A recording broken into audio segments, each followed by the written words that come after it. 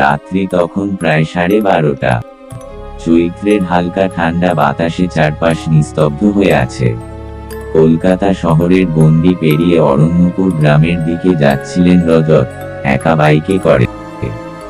বন্ধুর বিয়েতে নিমন্ত্রণ ছিল, ফিরতে একটু দেরি হয়ে গেছে।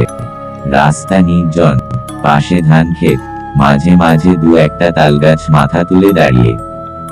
হঠাৎ করেই বাইকটা থেমে গেল। রজত অনেক চেষ্টা করলো, স্টার্ট নিচ্ছে না। চারপাশে তাকিয়ে দেখলো, কোথাও কোনো আলো নেই, মোবাইলের টাওয়ারও গায়েব। অগত্যা হেঁটেই গ্রামের দিকে রওনা দিল। হঠাৎ দূর থেকে ভেসে এল এক মেয়ের কণ্ঠ, যেন কারো নাম ধরে ডাকছে। রাঘব, রাঘব। রজতের গা কাটা দিয়ে উঠল। এই গভীর রাতে কে ডাকছে? আর ডাকবি বাকে? ভয় হলেও কৌতূহল চেপে রাখতে পারল না সে। শব্দের উৎসের দিকে এগিয়ে গেল। ধানক্ষেতের মাঝে একটা পুরনো বটগাছ। গাছটার নিচে একটা সাদা শাড়ি পরা মেয়ে দাঁড়িয়ে। চাঁদের আলোয় স্পষ্ট দেখা যাচ্ছে তার চোখ দুটি লাল, চুল এলোমেলো। রজত থেমে গেল, গলার স্বর শুকিয়ে এল। মেয়েটা আবার ডাকে, রাঘব, তুমি ফিরলে না। আমি তো অপেক্ষা করে মরেও গেলাম। রজত বুঝতে পারল, এটা কোনো সাধারণ মেয়ে নয়।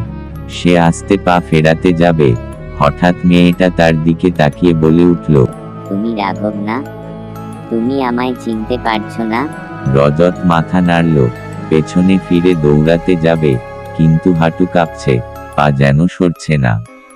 তখন মেয়েটি বাতাসে ভেসে এসে তার সামনে দাঁড়ালো। ঠান্ডা হাওয়া গায়ে কাটা দিয়ে গেল। আমার প্রতীক্ষা শেষ হয়নি রাঘব।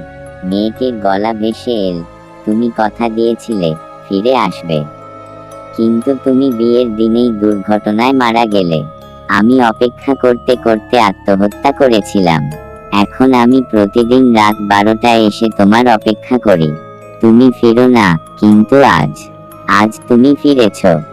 রজতের মুখ ফ্যাকাশে। সে জোর করে বলল, আমি রাঘব নই, আমি রজত। আমি তোমার প্রেমিক ছিলাম না। মেয়েটা কয়েক সেকেন্ড চুপ করে রজতের চোখে তাকিয়ে থাকলো। তারপর ধীরে ধীরে মিলিয়ে যেতে যেতে বলল, তবে তুমি যাও, কিন্তু যেদিন রাঘব ফিরবে আমি অপেক্ষা করব, শেষ নিঃশ্বাস পর্যন্ত। রজত তখনকার মতো প্রাণে বাঁচল বটে, কিন্তু আজও রাতে একা রাস্তায় গেলে চোখের সামনে মাঝে মাঝে ভেসে ওঠে সেই সাদা শাড়ি পরা মেয়েটি, বটগাছের নিচে দাঁড়িয়ে।